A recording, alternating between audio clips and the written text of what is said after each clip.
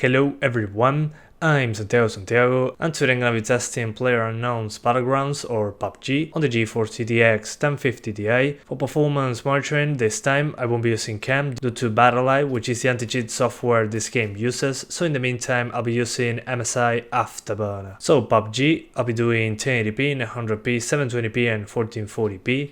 To skip none of those sections of the video, check the timestamps down in the description. So first of all, I'll show you the G4560 on 1080p and 720p, just to show you that it can go at 60 frames per second just fine. There are some stutters here and there, but that happens on all CPUs I tested. But that just seems to be a thing with the game. There are some stutters every now and then. Then I switch to 720p and I crank up the settings to the max to see what frame rate we get. Unfortunately, there are a ton of stutters by using ultra settings, even using better GPUs and CPUs. So this is just to show you how it runs overall at that resolution. Then I switch to the i3 8100 and I show you 1080p, 900p, 720p and 1440p. I'll show you two configurations for each of them. First, the competitive settings, which is a configuration where I lower everything that doesn't really matter that much to get the highest frame rate possible. And then I crank it up to the max to see what frame rate we get.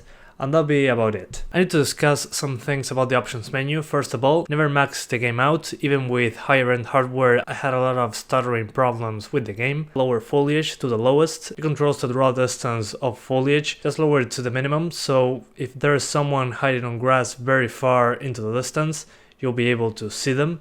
Pretty much everybody has this lowered to the minimum. It doesn't decrease the amount of foliage, it decreases the draw distance of it. Then I'll lower post-processing and effects. The biggest impact of post-processing is the ambient occlusion. There's ambient occlusion in the post-processing option, so you'll see the game a little more flat. If you want to have ambient occlusion, just put post-processing on low, so you have some of that visual stuff. Then the effects, I just lowered them to the minimum. I don't see any difference at all. Maybe when there are explosions in the red zones, or something like that, but really I didn't see much of a difference at all in this case. Ultra shadows, in my opinion, in this game are a waste. They don't seem to be performing well at all, so just put those on low. From very low to low, I didn't see much of a difference with performance, but if you want slightly better shadows, just crank them up to medium. There are still character shadows even at the lowest settings on shadows, so you won't have much of an advantage by just lowering shadows, since there are still some present even at the lowest settings. And finally, anti-aliasing, it seems to be some kind of TAA, the usual one that you see on most Unreal Engine 4 titles. So if you crank it up to the max, it's not a huge impact in performance, but it can give you a few extra frames if you're limited by the GPU. But overall, those are the settings in the options menu.